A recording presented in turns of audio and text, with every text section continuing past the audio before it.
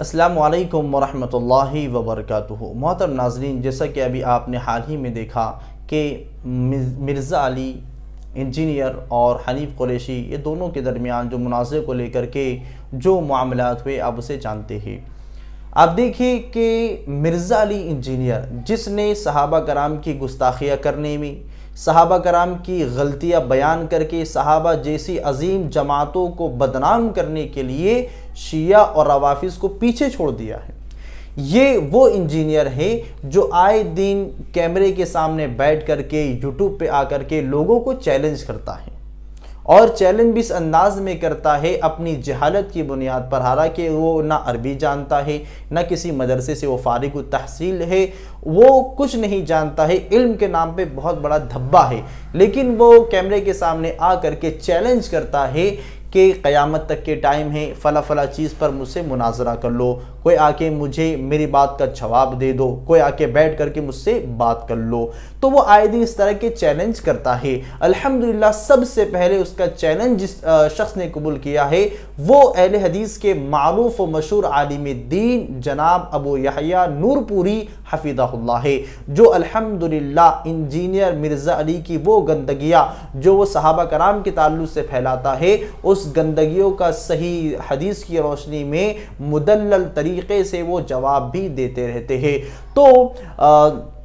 ابو یحییٰ نور پوری حفظہ اللہ نے سب سے پہلے اس جاہل کے چیلنج کو قبول کیا اور اس کے گھر تک بھی گئے، لیکن یہ جاہل اپنے گھر سے باہر نہیں نکلا، اور ابو یحییٰ نور پوری حفظہ اللہ ویسے ہی واپس وہاں سے آ گئے، یعنی اس نے مناظرہ نہیں کیا ہے۔ اسی طریقے سے کئی دنوں پہلے کا معاملہ ہے، اس نے طارق مسعود صاحب کے ساتھ بھی یہی معاملہ کیا، چیلنج ان کو کیا۔ جب وہ اس کا چیلنج قبول کرنے جہلم اس کے پاس پہنچے تو ان سے بھی وہ مناظرہ کرنے باہر نہیں آیا۔ اور ابھی حال ہی میں حنیف قریشی جو کہ خود ایک طرح کے مشرک آدمی ہے، جو خود ٹی وی چینلوں پر آ کر کے کھلے عام لوگوں کو شرک کی دعوت دیتا ہے، بدعات کو عام کرتا ہے، اس کے ساتھ بھی مرزا علی نے یہی معاملہ کیا، اور حتیٰ کہ ایک مشرک، ایک بدعتی شخص اس کے دہلیز پر گیا، اس کے گھر پر گیا، لیکن یہ جاہل گستاخ صحابہ مرزا علی انجینئر تب بھی مناظرے کے لیے یا ان سے بات چیت کرنے کے لیے باہر نہیں آیا ہے۔ تو کل ملا کر میرے بھائی اور دوستو، ہم یہ بتانا چاہتے ہیں کہ یہ اس طرح کے مناظروں کے جھوٹے دعوے کرتا ہے۔ یہ کوئی مناظرہ، یہ کسی سے یہ بولتا ہے نا کہ قیامت تک کے اس ٹائم ہے، میری فلاں بات کا جواب دے دو، میری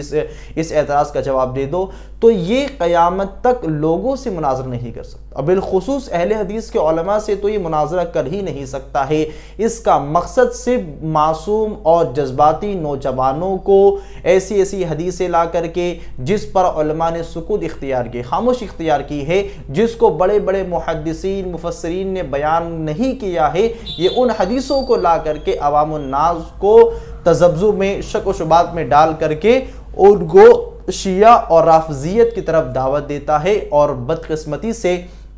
اس کا یہ شیطانی عمل بہت کافی کام بھی کر رہا ہے، اور کئی جذباتی نوجوان، جاہل قسم کے نوجوان اس کی باتوں میں آ کر کے نعوذ باللہ صحابہ کرام پر اعتراضات کر رہے ہیں، صحابہ کرام کی غلطیوں کو عوام الناس کے سامنے بیان کر رہے ہیں۔